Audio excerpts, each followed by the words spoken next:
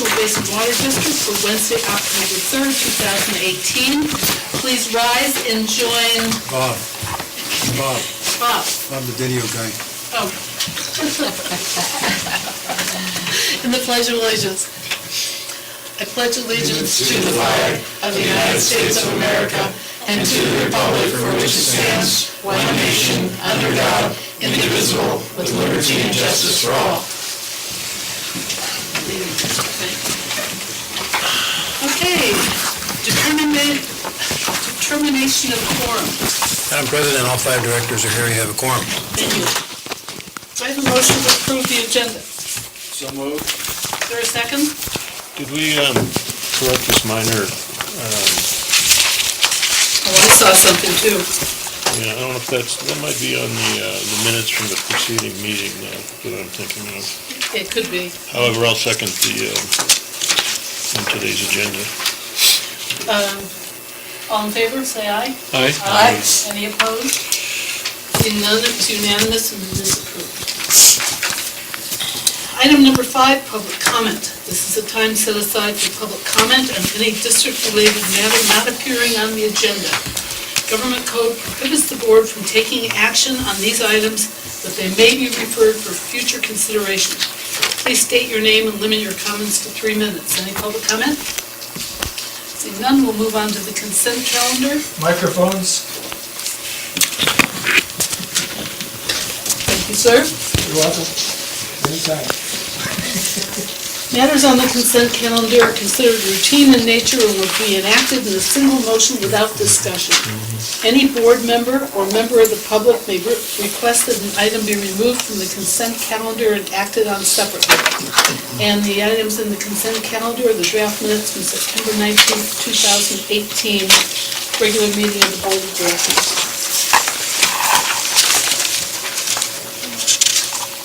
I thought I saw a little thing, but I don't see it now, so. Is there a motion? I move that we approve the minutes from the last meeting. Consent calendar? Oh, I see the correction. Under Director's Reports on Meetings Attended, Kathleen Randnish Public Outreach, the Great Shakeout is set for Saturday, October 12th. It would be Saturday, October 13th. Thank you. Is that right, Kathleen? That is correct. Yes, okay, I did see that, and I didn't mark it on this version, but, okay. Okay, with that correction, we have a motion. Do I have a second? I'll second. All in favor, please say aye. Aye. Aye. Anyone opposed? It is unanimous. We'll move on to item number 7, guaranteed deposit and fees for temporary construction meters. Mr. Sauer. Ms. Greer. Yes. Okay, Ms. Greer. Thank you. First, I'll mention that the recommendation, the correct recommendation, is the one that's listed on the agenda. The staff report is the report. I was on vacation, and so Beverly just printed this report from the report that went to the Finance Committee. So it's a bit different. The proper recommendation is on the agenda when you're ready to make a motion.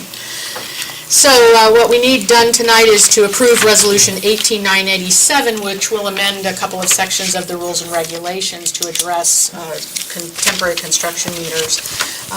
I shared with the Finance Committee, and I think with the board recently, that a temporary construction meter was stolen while in use for one of our customers. Our deposit for temporary construction meters is $250. The cost to replace that meter and the appurtenances was over $2,100. It's clear that our deposit needs to be increased dramatically so that these costs are covered should a meter be damaged to the point of being no good or stolen, as it was in this case. The documentation that the customer signs when they do the application for the temporary meters, requires that they initial understanding that they're responsible for any kind of damage or theft to the meter. So many agencies require that the replacement cost is the deposit amount, and Jim Corbin has reported that theft of construction meters in the low desert is on the rise. They're typically brass, and so they have recycle value. They probably get $100 worth of it for a meter that's worth, $2,000.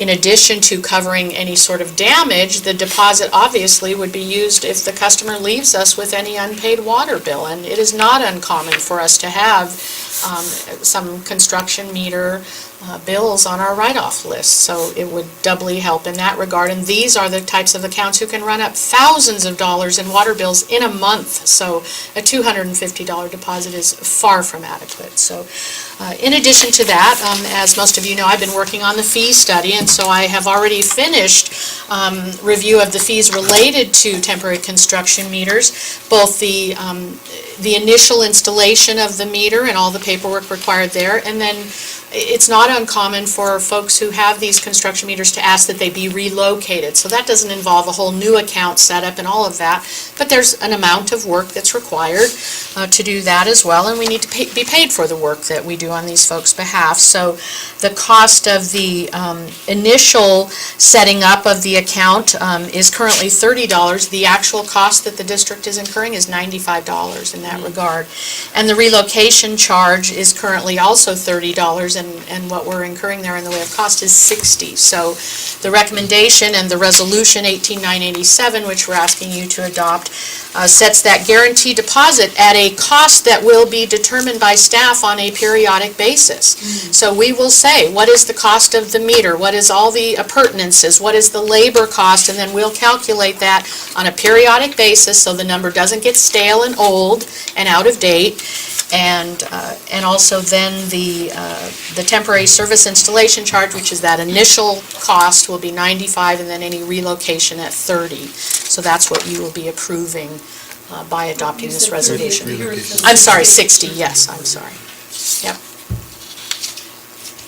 And is all that in the contract that they actually sign? all the Yes, it numbers? is. Yeah, it is. They get several pages of documentation with a construction meter. Thank you. Any comments from the board? Any questions? Tom?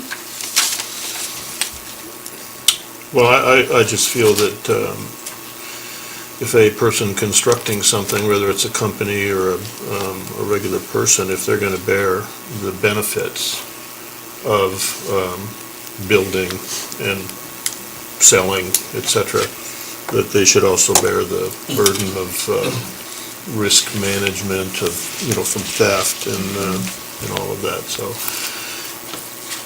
it sounds appropriate, and also it's kind of an update kind of thing. Thank you. Gary? I don't have anything to add. My sentiments are similar to Director Flown's. Director Johnson? We went through this at the Finance Committee. I think it's fair. We just want to be diligent with where we are in current. I think it's equitable. Director Render? And I just wanted to be sure, because it wasn't quite spelled out, the deposit comes back to the person if they have not damaged or lost the meter, it comes back to them Absolutely.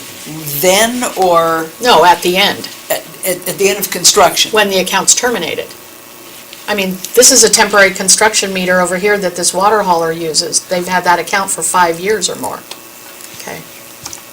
So when the account closes, or after a period of,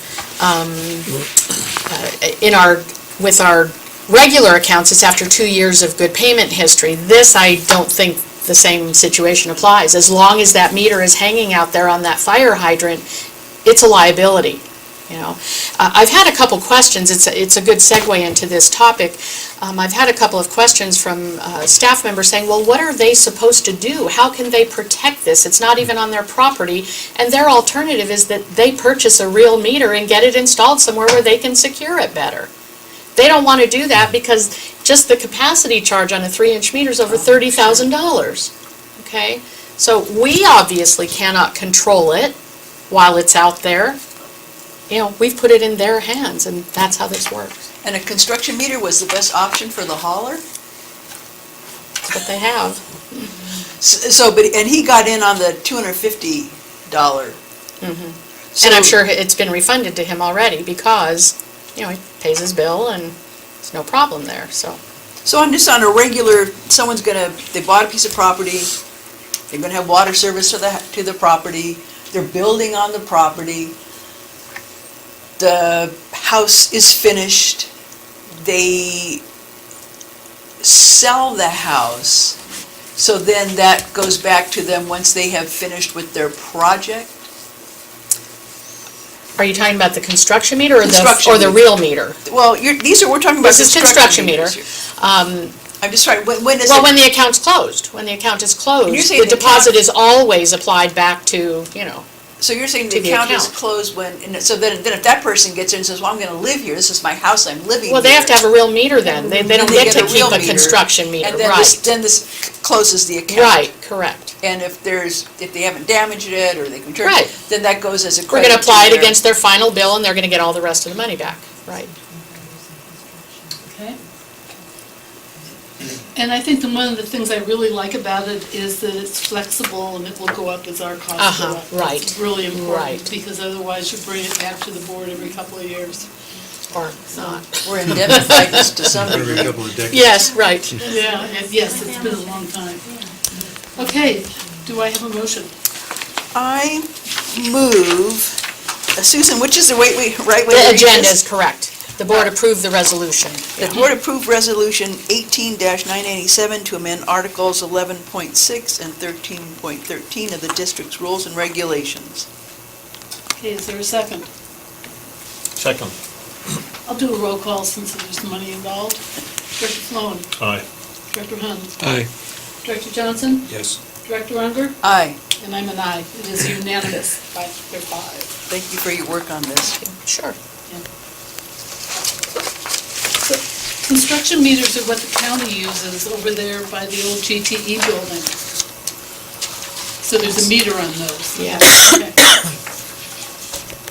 Interesting. Okay, item number 8, GeoViewer GIS mapping system presentation of how the Novell system works. Mr. Van. Thank you. So we wanted to give you a presentation on where our GIS system is standing with Nobel right now. They've completely uploaded all of our facilities and assets to their platform. And we also have access to a few different tools as well. So as we've discussed in the past, this database is going to continue to grow and grow. Right now, it's just a mapping system. We're going to continue to put different pieces of information and work into it that's going to turn it into a work order management system as well, and inventory control. So basically, if we were to zoom in on any area within the district, the internet is being, of course, slow for me tonight, so. And that's it, so.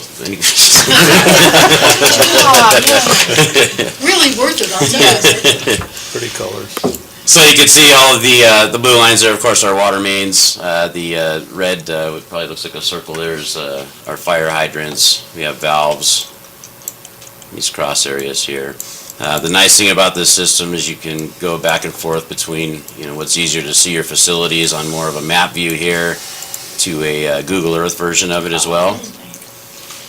Any asset within GeoViewer you can click on, like this water main, and it's going to give you a summary of attributes basically. So that's telling you that that's an 8-inch PVC water main there with a length of about 2,500 feet. Another good part of this, just from training purposes, or if we have guys out there in an emergency that don't quite know the valve configurations that are out there, once we have this set up appropriately, we can run a valve analysis as well. That's going to show you exactly which valves need to be turned. And in cases where this is moving a little bit faster, it'll actually also tell you the properties that are affected by the shutdown as well. Over 5,500 PDFs were actually sent to Nobel to link past project plans to each one of these line segments, and so that's already been completed as well. So for this particular line here, there's this tab that says Show Documents basically, and we can pick up a PDF that's attached to that line segment. And basically see the original plans that were associated with that particular installation.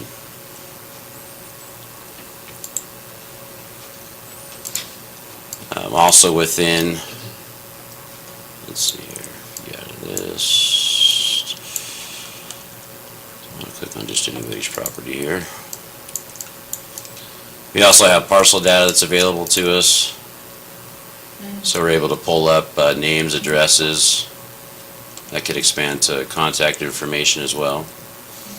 A good part of this as well is if we're, somebody's doing a development project and for fire flow purposes, we need to see how close fire hydrants are or other valves. We can also do a nearby search of hydrants, put the required 300 feet in there. And that'll give us all of the fire hydrants that are located, which in this case are none, to that parcel. But that can be expanded to any amount that we want.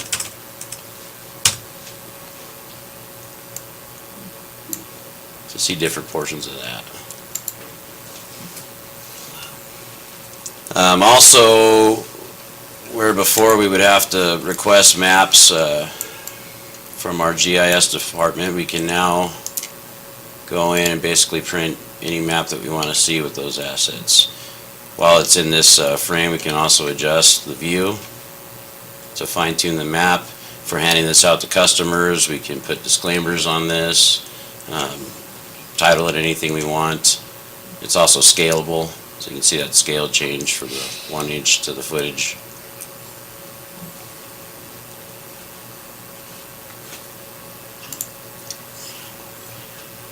And then I believe the last thing that is completely functioning right now,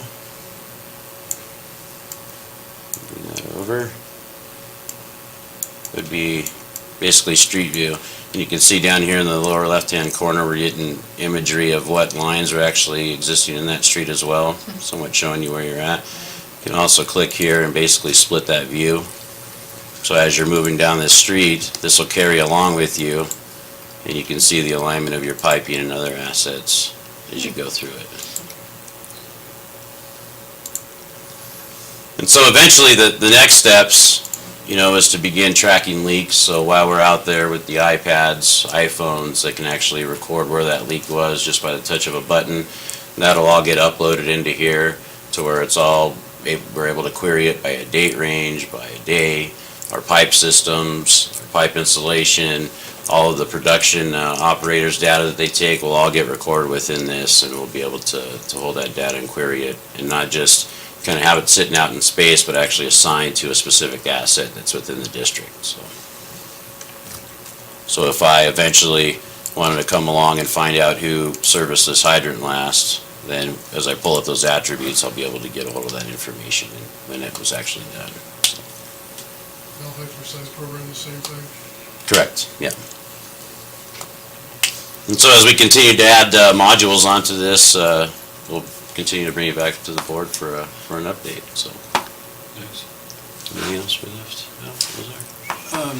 Although the internet is running slowly, about demonstrating, if we have a leak on a pipe, where the valves are and if that valve won't work. Oh, sure, okay, Where we yeah. have to go. And I believe our intention, Mark, is that this will be up and, not 100% up, but by December, Nobel is going to be adding many of the things that Mark just mentioned. It's also going to be available to customer service, so that they can talk to the customers about some of the items in here. And also mention SIMs and inventory. Yeah, one of the big things, just to touch on that too real quick, as you get closer out to the north end that this could get used for, right now if somebody wants to know if there's water service close to them within the district's regulations for them to obtain water service, they've got to call someone else to kind of take a look. Right now they can basically look at a parcel, and let's just say that this parcel here is requesting water. They can come in here, let's see, and hit, where is it? There you go, red lady. So we can apply measurements to this by a line, basically take the corner of the property.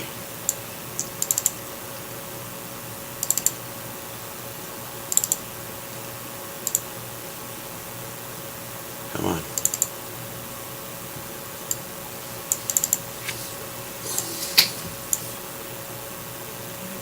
Yeah, the hand is staying clenched.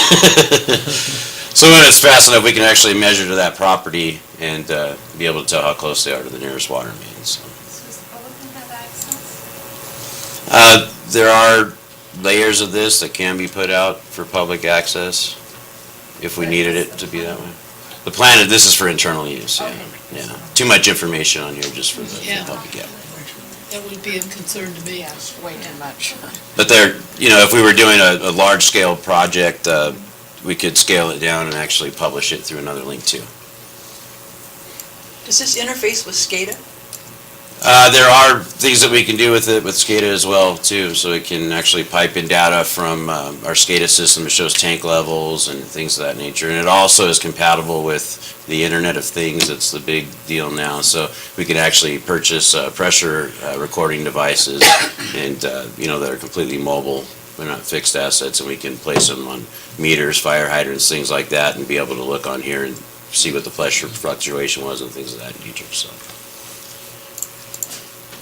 as Kurt was mentioning earlier, oh, there it goes. Now it's measuring in the wrong location. Perfect. So that's 400. That's a 417-foot line. So let me get out of this. So if we were to perform one of those line shutdowns we were looking at earlier, take this guy here and run an analysis on it. So this will show you all the valves basically that need to be turned off to shut this line segment down. But let's say that one of them is inoperable. The operator can actually click on that, mark it as inoperable, and then it's going to expand that shutdown basically. And that can just carry on as many times as it needs to be done. You can see you don't want that one to happen. Yeah. No. And then when it's up and running, as you progress out with the valves, all the additional parcels that are served can be, their addresses can be located, and we can nail them, or eventually, when people actually give us their correct phone numbers, we could robocall them. Yeah, in some of these areas where the laterals are actually attached, here you go, here's one. When we do when we run that analysis, let me get out of it here.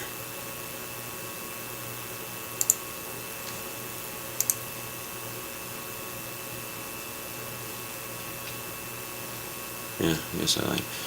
But there's areas where our GIS system was more accurate, where it actually has laterals attaching to parcels, and like Kurt said, this will actually show a parcel list that'll pop up, and you can pull those down.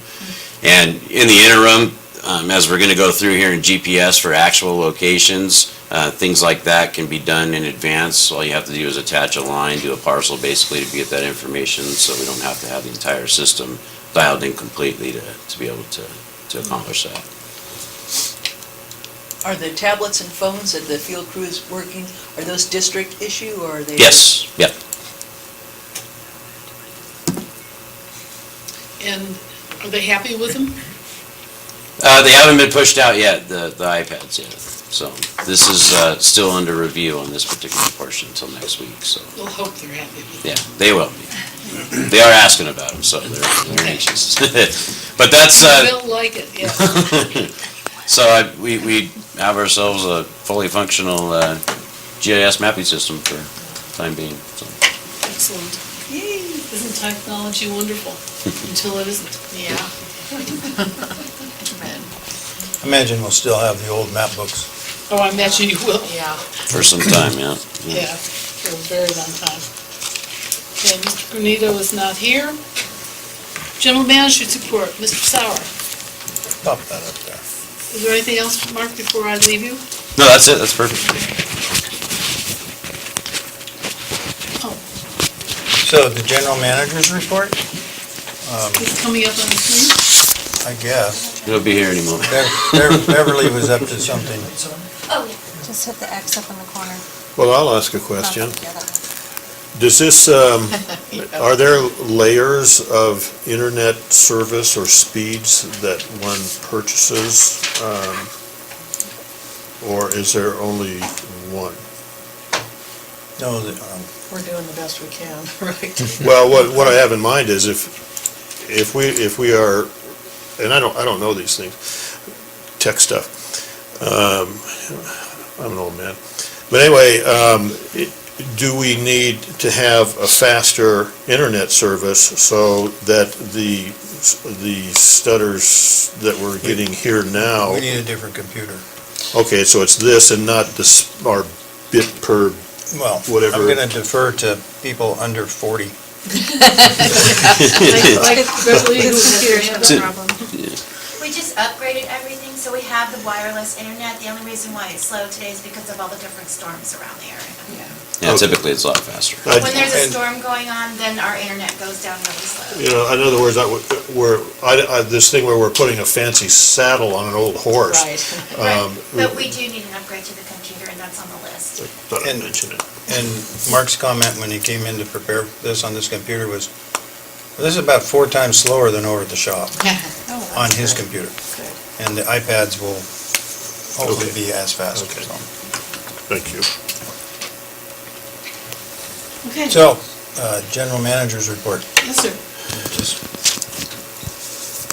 point out that the general manager has already set in the grader. And apparently I was pretty upset about it too. Yeah, exactly. Mark was concerned that I was going to private. Things scared me. So I want to start the general manager's report by letting Susan talk about Encode, our main billing Yeah. system, Yeah. inventory, and then we'll go to the interface with GeoVero. The district met this week with representatives from Tyler Technologies, which is the vendor for our Encode financial software. You hear about that all the time. That software is the backbone of the business side of the water district. And as pointed out in the organizational assessment, deficiencies were noted by numerous employees. The organizational assessment recommends that we develop a technology master plan, if you'll recall, addressing all of the various software in use at the district, and we took some first steps towards that by contacting Tyler. To our surprise, they volunteered to send 3 representatives out from Texas to meet with us, and they spent 2 days here on site with us. We learned about some available tools and opportunities which we will be exploring in the future. And they learned about the specific challenges that we're having. It was really a great opportunity to get a lot of progress in a short amount of time. That's what we recognized. We have a long-standing reputation with Tyler of not just criticizing the software, deficiencies when they don't work, but being part of the solution to try and make it better. Evidenced by Ann's Tyler Community Diplomat Award, and Tyler asking me to participate in early evaluation of a product which was in development. We believe that this visit set the groundwork for a collaborative process going forward as well. So, It was a good meeting, good people from Yeah. Tyler. very good. Very good, and good support. And Ann is happy, and Susan is happy, so I'm happy.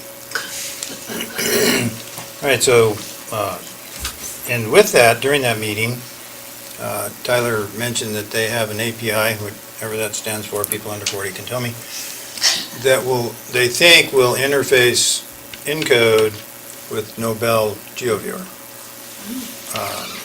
So, we don't have the technology master plan in place, but we're starting to work on improving the interface between these various systems. So, stay tuned, we'll come back and report on our progress. I have more if you... And Susan has more. You got to see some of the new equipment that we've purchased with our money for our pipeline replacement work, and that was kind of fun, wasn't it? But we received our first piece of equipment, which was the asphalt zipper last month. Today, we submitted the first reimbursement request related to that $3 million loan, so that we will get reimbursed for the $112,000 that the asphalt zipper cost us. The loan reimbursement process actually allows us to be reimbursed for monies that we put out, or allows us to send invoices directly to them so that they can pay the vendors directly without impacting our cash flow. So whenever we can do that, we will do it that way, and otherwise we have to wait until we get a canceled check and then send in a bunch of copies and such. So, yeah, we're on our way. I also had something, the governor approved SB 998 last Friday, which is called the Water Shutoff Protection Act. And I began some preliminary review of the requirements this week. Some initial discussion will begin at next week's Finance Committee meeting, so we've got that on our agenda. But I can share at this point that this is going to be a tough one. This is going to be tough. Reprogramming of the billing software, rewrite of some of the regulations, procedural changes, additional information that will have to be available and/or mailed to customers in multiple languages, getting involved with customer income as it relates to those with impending disconnection of service, remember, which we really try to avoid with the United Way process, protracted payment plans, and 30 additional days before we can disconnect for non-payment are all part of this new law. The law will increase our administrative cost and our workload while limiting fees to low-income customers, whether or not those fees cover our actual costs. I see a Prop 218 challenge in there, a lawsuit. It's going to complicate an already really difficult process and surely increase bad debt. There's a lot more to follow about that, so stay tuned. Thank you. That's all I have. And for the rest of my report, I'm going to turn to Assistant General Manager for Operations and let him report on some fun facts to know and tell. So with well 14, as you know, as I last reported, we were on our way to taking 7 days of consecutive present absent samples coliform tests as per the state requirement for putting that well back on, what they requested anyway. Well on our way to performing that, and I think we got to the 5th day, all absent, and the main hose that we were using to discharge to the wash ended up blowing apart on us over the weekend. So there was a 2-day stay on the well where it just sat. We started sampling it again on that following Tuesday, I believe. We've gone through 7 days of consecutive sampling, yesterday being the last. Got the analysis back, all of them have been absent. And so we've performed over 30 tests over the last 14 of operational days, and all of them have been absent. There's been a couple spikes in our HPC levels that have gone above 500. Those are supposed to be below 500 before you put the well back on. However, we'll be talking to the state about committing to an action plan to be able to get that back on. We've provided them with so much sample information that shows the well typically operating at below that standard. So we're hoping that we can still get it online here in a quick manner. The shop improvements are going along very well. We completed the framing for the downstairs and the lower and the upstairs, downstairs and the upstairs. The electrical is done on the bottom as well, and so we're actually moving into insulation and drywall phase here. So I know Beverly's going to be contacting you here soon for a tour. We can make it next week sometime. So 2 at a time, of course. Closed-toe shoes. Yeah. As Susan mentioned, and we've seen, we got some equipment delivered. We got our grader, our 410 rubber-tired backhoe, and our street sweeper as well to match the asphalt zipper, bringing our total count to 4. So hoping that we get on time our excavator here within the next couple of weeks. The L model front end loader, which was upgraded by a model, was originally set to come in February. I've been in contact with RDO constantly about getting that date moved up, and they're actually able to move it towards mid-December. So we'll be getting that one about 2 months earlier than their suspected date, so, or anticipated date, rather. The thing that's still kind of taking a lag is the Kenworth truck chassis don't come in at this point in time until December, which does put those out until February currently, but we're still working on them to get something done a little bit more expeditiously, so. And for GeoViewer, I had said earlier during the presentation that we were working on getting the rest of the program set up. We're meeting with them next week to start going over some of the field logs and how those will look and the information that needs to get filled out. So hopefully here quickly, as Kurt had mentioned, we'll have that up and running so that we can take SIMS offline before having to pay for another year of it in December. So recharges? Excellent, thank you. Recharge, we are moving along with that as well, still taking water. We've got still an end of November end date for that, still pulling 2,500 gallons per minute.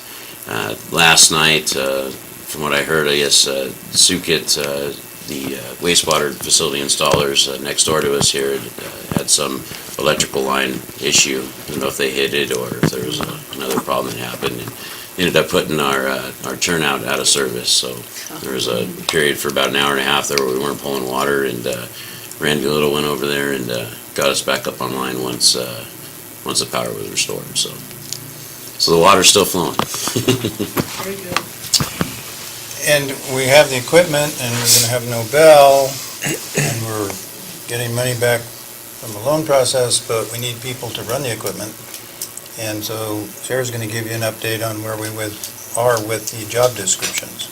So we're in the first phase of the implementation plan for the organizational assessment. We've developed the 5 CIRP crew member job descriptions, and they've been sent to the union for their concurrence. They're meeting later this week, and they'll get back to us and let us know what their concerns or issues are, if there's any that arise. And once those are cleared with the union, then we'll take them back, turn them into final drafts, Kurt's favorite, and bring them to the board for approval. The next, probably couple of weeks, we'll be working on the next batch, which is not necessarily CIRP, but it'll be the other support folks. So the contracts person, also revising some of the other positions, such as the distribution supervisor, the lead position, water quality specialist, and a couple more. So we're moving along. Hopefully, we'll get those back in the next, I'm hoping next week from the union, and then we can get them to you guys. So it's our intention to bring it to the Finance and Ops Committee meetings next week if we've heard back from the union. It's my intention to bring them to the committees if we haven't heard back from the union, just so you can see what is in them. And hopefully by the next board meeting, we'll be coming for approval from the board for those 5 positions so that we can advertise and start hiring and bring people on by, what's your target My date? goal, January 7th. We'll have the We'll see. equipment by then, and all the staff. Cool. That will be at least the CIRP. That's the goal. What is CIRP? Mark? Capital Improvement and Replacement Program. So we yes. actually No. had an internal vote of what the acronym would finally end up being, and Thank you, that's the because one that it's it been landed many on. things. It's been many things, so it is now the SERP crew. It was in something, and I thought, what the hell is that? CIRP. It's taken me a little bit to get it down too, so. So it's the Okay. capital improvement plan and the capital improvement and replacement Program. program. We're trying to, you know, So there's a CIP and a CHIRP? Or- Well, the SERP. I feel like that one too, a chirp. There it is. Sip and a serve. Anyway, thank you very much. I got a couple questions. All right. On the final report for the feasibility and scoping for solar and our energy efficiency study, I believe at the last meeting you said you were expecting that to get to us right about now. so I talked with Monica from CEC on Monday, and I forget when I talked to her. I think it was this week, might have been last Thursday. Anyway, we will have the final report by October 9th, if not earlier. Okay, great. And if not, I'm going to ask for the final draft report, and we're just going to proceed with that. Okay, very good. The momentum needs to, we need a pep talk in the locker room at halftime here. We've been waiting several months for Oh, the report. for who, from who? Well, from the consultant who was hired by the CEC. And Mark, I'm curious, our facilities out in the field, like, pipelines, valves, hydrants, pumps, et cetera, well locations, how, you were showing us GeoViewer tonight, and it all looks great, but I'm wondering how many of our assets out there are accurately mapped versus not, and how we're going to get them, accurate mapping completed. There was an effort some time ago, I believe, to GPS some of the facilities. GPS the meters. Yeah, GPS the meters, and was there, some of those got into the system. As far as the percentage, there's a lot of work to do as far as the actual location of GPS, but. And is that also true for the true location of some of our pipelines? My understanding is some of that is somewhat representational and not always actually where the facility Right, is. yeah. Most of the water mains are representational on this mapping, and so Right. it's going to require us, of course, moving forward, we'll have that data on our new pipelines right away. Right. But as we're right. out and about, we're going to be assigning people, mostly during the valve maintenance duties, to actual GPS those so that we have them in our system. So I think that's the tasks that are out there the most that'll get that completed the fastest for us. So. Great, thank you. I'd like to follow up with a question. I'm concerned about security and how this information is not available to the public, right? Correct. Because I think that it's really important that some information not be available because of, concerns about somebody messing with it. Absolutely. Okay. I had a question. Yes. Back to well 14, what is HPC? It's a heterotrophic plate count. So we. What is that? Oh. It's another constituent that, people love to test for just to make it that much harder to. I mean, we live in a world of bacteria, right? And we pull water out of the ground, there's going to be bacteria in it. The question is whether or not that bacteria is harmful. So when we talk about present and absence, that's a total coliform test, right? So it's basically speciating that bacteria down to a certain type of bacteria, which is coliform. And so that's what we use in the water industry as the biggest indicator organism out there, right? Because if there's coliform in the water, that means that there's basically an environment that other types of bacteria can thrive in there, right? Even though coliform in itself, 98% of the time, isn't harmful either. HPCs are basically all the other bacteria that's in water that's down there that either is, too costly or unable to actually analyze for those types. So it's kind of grouped into a bigger spread, I guess you would say. And did that come after the hose busted? No, I mean, all water has some level of HPCs in it. It's not regulated in your distribution system. It's another one of those things that you should probably take action on it, or we would take action on it if it got above 500, just because that's the type of district we run here. But there is no regulation for it either. The only time it ever comes into play is when you're bringing a well back online. So. Thank you. And new water mains, I'm sorry, I forgot about that. I've got a question related to that. So, Mark, I think what I heard you say basically is that it looks like we're going to be able to bring the well back online if we can convince the state that, that we can show them enough data to show them that our HPC is not routinely above 500? Right.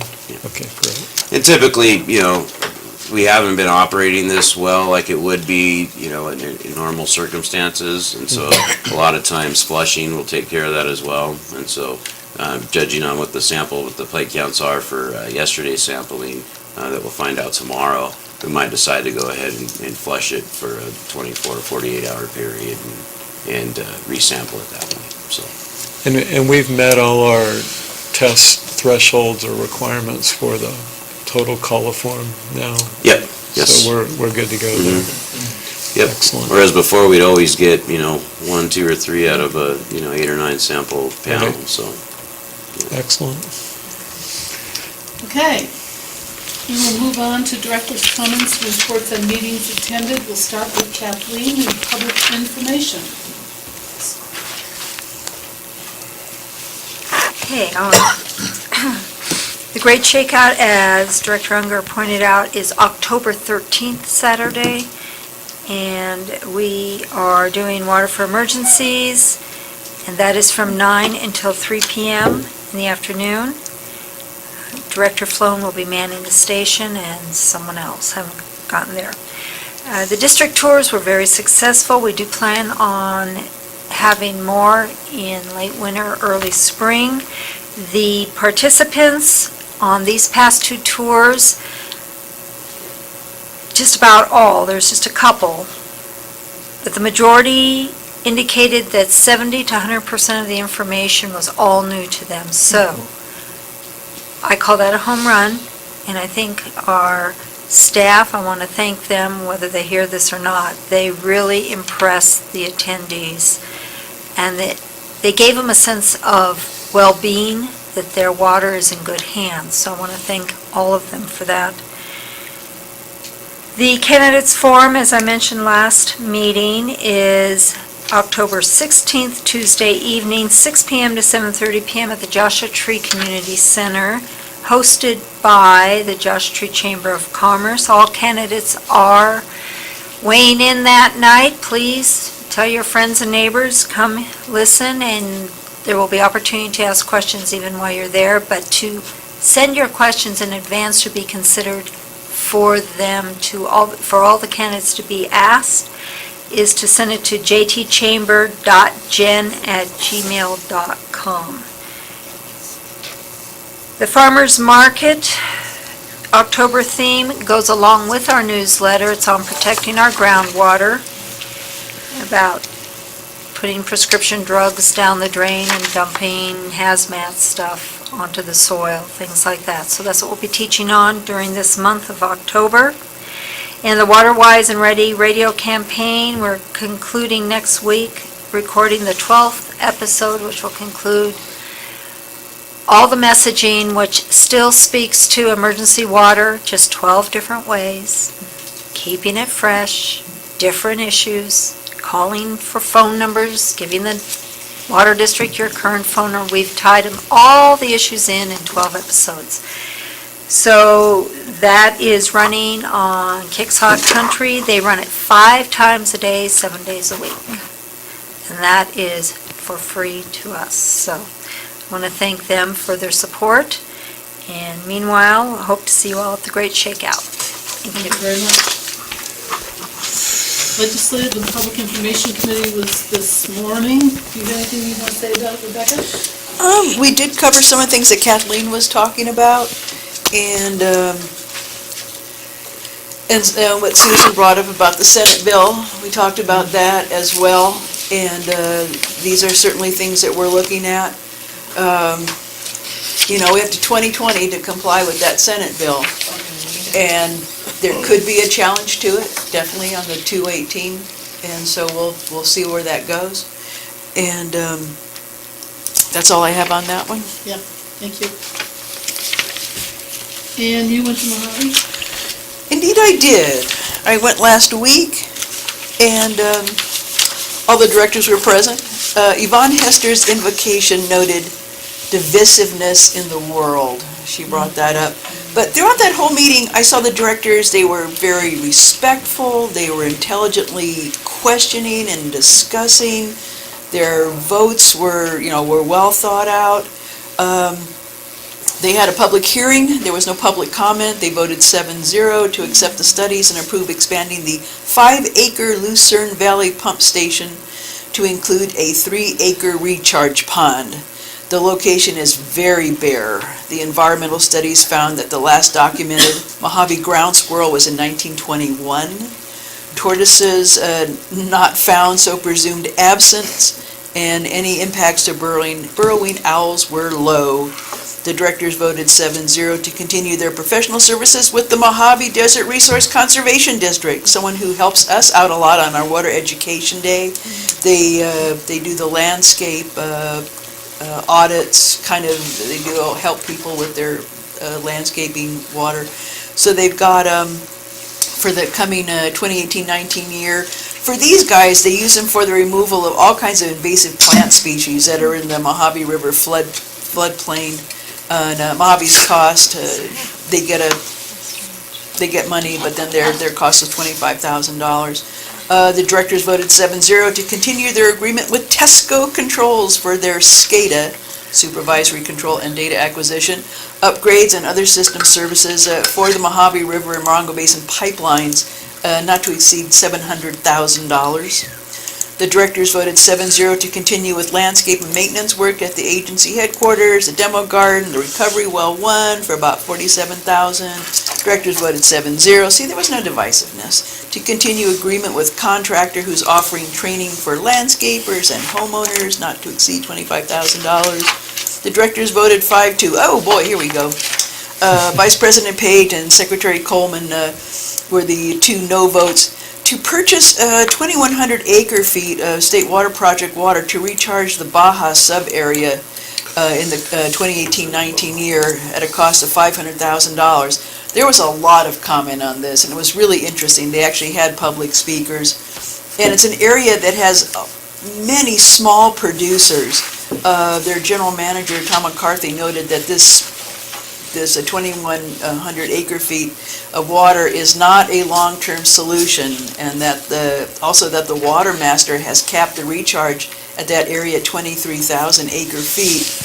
He said only now, though, there is only just over 17,000 acre-feet in wet water there. Their board president, Kimberly Cox, said the agency's obligation to provide water predates the water masters. It's our obligation, to give these people water. This is an area that includes communities along the Mojave River, like Daggett and Newberry Springs and Yermo. And one of the residents got up and she said that PG&E uses their water to clean out their gas lines, and that several tanker trucks a day line up, take water, and she asked why PG&E can't get the water from the pipeline rather than drawing down the Baja wells. General manager said, well, it's another subject, and legal will work on that. The reason why Carl Coleman wanted to table, he said that they could better use that $500,000 to develop some kind of a pilot program to manage development, the agriculture question, water resources, and other needy citizens there. While they agree that that is needed, right now they actually need the water too. That is a very divisive issue, what's going on in the Baja Subbasin. They've had several people come and talk on that when I've been at meetings. During directors' comments, our representative, the board treasurer, Jim Ventura, complimented the Joshua Basin Water District for taking on the organizational chart redo. I thanked him and said, we had very little to do with it. It was our working staff. Thank you, that's my report. Your reporter days are well documented in your reports. Still here. All right, we will move on to item number 13, 13, future director meetings and training opportunities. Finance will meet a week from today on October 10th. It's riveting. I promise it will be. Or Susan will be. And right after that, at 10:30, since they always take an hour and a half, it will be Water Resources and Operations, which is Director Hunt and me, and Assistant General Manager. That's a mouthful. I'm going to say Mr. Ban.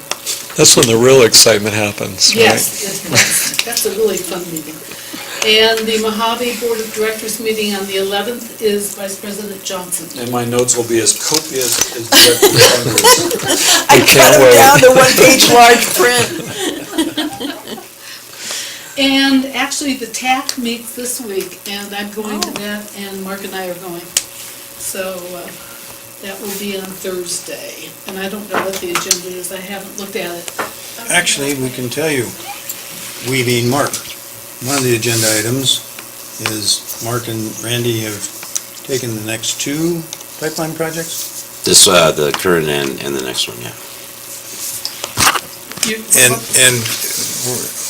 we've asked the TAC to approve it being added to the Integrated Regional Water Management Plan, which they will do, and therefore we can use that avenue for additional grant applications.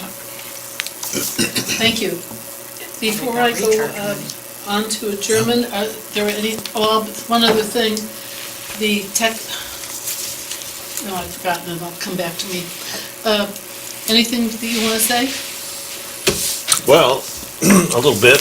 I was at the Legislative and Public Information Committee meeting this morning,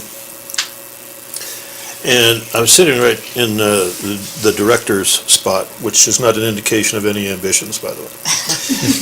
And I happened to notice there's a sign, framed plaque type thing, right on the wall now that I had not noticed before. I don't know how long it's been there. It's titled Joshua Basin Water District Most Valuable Assets, and it's a list of the employees that work here and their years of service with the district. And I found it you might have noticed, Mr. Director, that I was, General Manager, sorry, that I was a little bit distracted. I kept staring at that and seeing how long several of the people worked here. And so that brought me back to the tour of the district, which I attended last time. And a lot of the presentation was done by Randy Little, who is the second on the list up there, indicating that he has 30 years of service, which is right up there with Susan. And I was recalling that on the tour, he was at some of the, if not all of the significant sites that we visited, and he was participating in the presentation and also responding to all manner of questions from the, I don't know, 15 people, whatever was there. I didn't count them. And the man is a fountain of knowledge. Just when you think he's stumped, because he pauses, then pure gold comes out of him. You know, he's just a very great guy, and he is he's one of those people that has a historical perspective to the place. When we're wondering exactly where some of the pipes are and stuff like that, you go to some of these kinds of people like this, and they remember when some of this stuff was put in. But I just kind of wanted to acknowledge him because he was just very, I thought, very impressive on the tour. And it would be great if he could continue and do more of them. And thank you for the tour, by the way. It was fun. Is that new? I was gonna say, I It's hadn't newly noticed it. posted. It's newly posted. Newly posted. It was sitting in the closet while we were in the remodel, and pulled it out, and Beverly and I decided to put it in There's here. one in the kitchen too. We put one in the kitchen too. About a year old. No, we made it a couple of months ago. Oh, you redid the first one from the... That's the same one. That's the same From one. the party. It's off camera. It's in a recess just next to the door, but anybody that comes to the meetings will be able to see it. So it's just another reason to come to any of the meetings that we have. We need more, I'll just say, people in the seats that we have out front here. It's very important. We And do. it's quite impressive how many years most of our staff has been here. And that's a very impressive list. Director Hunt?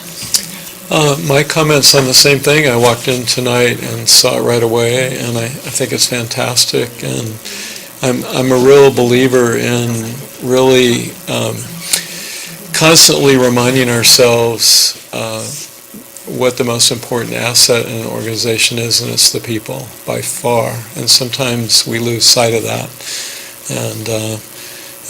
And I just did some quick math. It's always fun to kind of add up the number of sum total of years of experience, and there's about 240 years of experience on that chart. And then my last comment is, I'm glad I can still see this. I got LASIK in 2010. It's holding up. Mark Ban, and it's got a less than symbol, 1 year of service, and yet I have to say that it just amazes me what he's helped the district accomplish in less than 1 year, and all of you are so. So, you know, I think of what Kurt's done in his time here and what Susan's done in her many years here and what Sarah's done and is doing, and it's just remarkable. It's a real joy to be part of this organization. Good, thank you. Director Johnson? I'll just say it's nice to be back. We are on family vacation, and the whole month of September seems like it's been one long birthday. And anyway, it's good to be back, and appreciate everything. Welcome back. Director Berger? I've nothing more to add. I would like to say that at the Mojave meeting, Beverly, I lost her last name.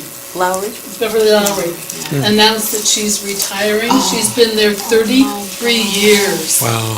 on the board of Mojave, and Jeanette Hayhurst, who is the chair of the TAC, will be appointed because she's unopposed, so there's nobody running for that seat, so she will be appointed to fill that vacancy, which is wonderful. Jeanette is very nice. Yeah. She's been going to meetings for 15 years waiting for this to happen, so that's very cool. And anyone who's interested in the election, the Brown and Caldwell newsletter this morning has a very interesting article on Proposition 3, which is another water bond. And it's controversial because it wasn't vetted by the legislature or anyone. It's a group, I didn't really understand who all is behind it, but it sounded like a money grab to me.